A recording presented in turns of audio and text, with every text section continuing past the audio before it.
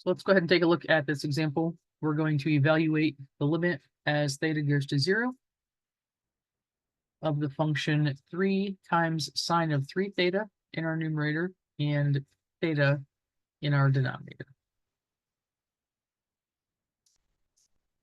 And you'll notice if we try direct substitution on this one, we're going to end up with a 0 in the numerator, a 0 in the denominator, and that's one of our indeterminate forms. So we're going to have to try an alternate technique to find the limit for this function. And I'll give you a hint. This one's going to utilize one of the limit laws that we've already talked about. So we know that the limit as theta goes towards 0 of sine of theta over theta is going to be equal to 1. And we want to use this to help us evaluate the limit that we were given. You'll notice here, I'm going to go ahead and highlight these.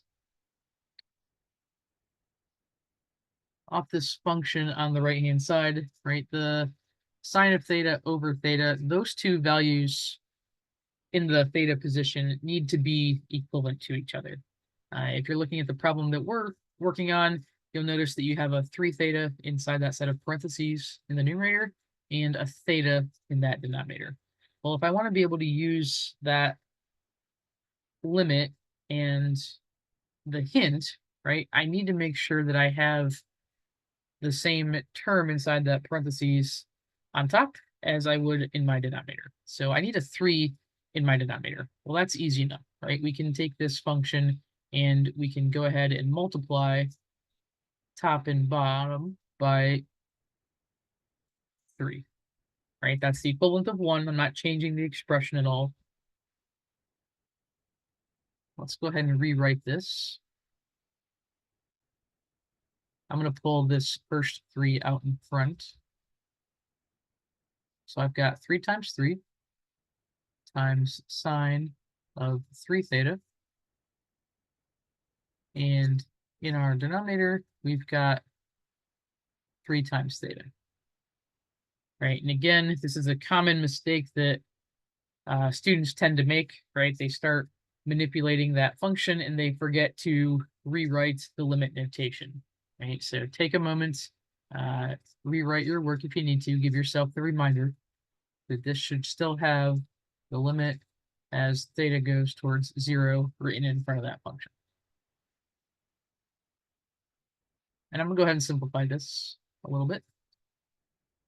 Again, carry over that limit notation. 3 times 3 is going to give us 9.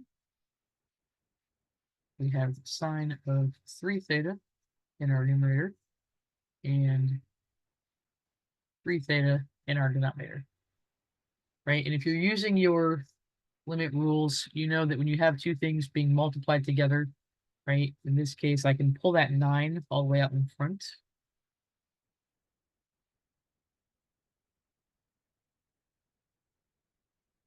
And I'll carry the rest of it over, right? So this will be 9 times the limit theta as it goes towards 0 of sine of 3 theta over 3 theta. Right? And now you'll notice that in this case, you have this 3 theta inside that set of parentheses within sine.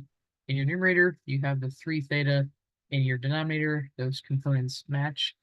So this is where you can actually go ahead and use that hint, right? We know that this piece is going to be equivalent to 1. So that means we can simplify this.